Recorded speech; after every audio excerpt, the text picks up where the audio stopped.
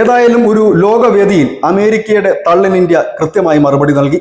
America ഇടയ്ക്കിടയ്ക്ക് പറയുന്നത്, പ്രത്യേകിച്ച് ഡൊണാൾഡ് ട്രംപ് പറയുന്നത്, താനാണ് ഇന്ത്യ പാകിസ്ഥാൻ സംഘർഷം ഇല്ലാതാക്കിയത്. അതിന് താൻ അനവധി ഓഫറുകൾ ഇന്ത്യക്കും പാകിസ്ഥാനും നൽകി. അതിൽ പ്രധാനം ഒരുപാട് വ്യാപാരം നിങ്ങളുമായി നടത്താമെന്നൊക്കെ താൻ പറഞ്ഞിരുന്നു എന്നൊക്കെ ആയിരുന്നു. ഇത് പലവട്ടം ഇന്ത്യ നിഷേധിച്ചെന്ന കാര്യമാണ്. പക്ഷേ ഇപ്പോൾ ഔദ്യോഗികമായി ലോകരാജ്യങ്ങളുടെ നടുവിൽ വെച്ച് വീണ്ടും UN സുരക്ഷാ കൗൺസിൽ 15 അംഗ കൗൺസിൽ രാജ്യമാണ്. അതിൽ പാകിസ്ഥാൻ ഉൾപ്പെടെയുള്ള രാജ്യങ്ങൾ, അവർ സ്ഥിരാംഗമല്ല, താൽക്കാലികമാണ്.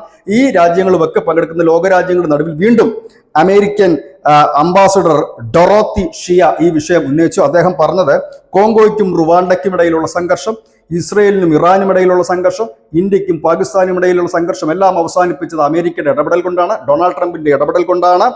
ഇതിനായി തങ്ങൾ അനവധി വ്യാപാരവും മറ്റുമൊക്കെ ഓഫർ ചെയ്തിരുന്നു എന്നുകൂടി പറഞ്ഞിരുന്നു. ഇതിന് മറുപടിയായിട്ട് ഇന്ത്യ പറഞ്ഞത് ഇങ്ങനെയാണ്: പാകിസ്ഥാൻ വെടിനിർത്തലിനെ കുറിച്ച് അമേരിക്കയെ അറിയിച്ചിരുന്നു. അന്ന് തന്നെ അമേരിക്കയോട് തങ്ങൾ നിലപാട് വ്യക്തമാക്കിയതാണ്. ഇതിലൊരു മധ്യസ്ഥതയ്ക്ക് ഞങ്ങൾക്ക് താല്പര്യമില്ല, മധ്യസ്ഥത അനുവദിക്കാനും കഴിയില്ല എന്ന് പറഞ്ഞതാണ്. വെടിനിർത്തൽ പാകിസ്ഥാൻ ആവശ്യപ്പെട്ടതുകൊണ്ട് മാത്രമാണ് നടത്തിയിരിക്കുന്നത്. അതൊരു പെർമനന്റ് സംവിധാനമല്ല.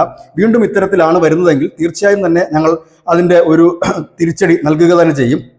US-ന്റെ അവകാശവാദങ്ങൾ പലപ്പോഴായി കേൾക്കുന്നു. ഇതിൽ യാതൊന്നും തന്നെ ഇല്ല എന്ന് പർവ്വതനീഷ് ഹരീഷ് UN സുരക്ഷാ കൗൺസിൽ പറഞ്ഞിരിക്കുന്നു. അദ്ദേഹം പറഞ്ഞ കാര്യങ്ങൾ ഇത് അടിക്കടി US ആണ് ഇങ്ങനെ ഇതിന് ഇടനില നിന്നതെന്നും ധാരാളം വ്യാപാരം വാഗ്ദാനം ചെയ്തെന്നൊക്കെ പറയുന്നു. പക്ഷെ ഞങ്ങൾ ഒരു മധ്യസ്ഥനെയും ആരെയും സമീപിച്ചിട്ടില്ല, അത് അനുവദിക്കുകയുമില്ല, അത് ഇന്ത്യയുടെ പോളിസിയാണ് എന്നുകൂടി വളരെ ക്ലിയർ ആയിട്ട് ലോകരാജ്യങ്ങൾക്ക് മുമ്പിൽ തന്നെയാണ് അമേരിക്കൻ പ്രതിനിധിക്ക് ഇന്ത്യ മറുപടി നൽകിയത്. ന്യൂസ് ഡെസ്ക് ന്യൂസിന്റെ മലയാളം.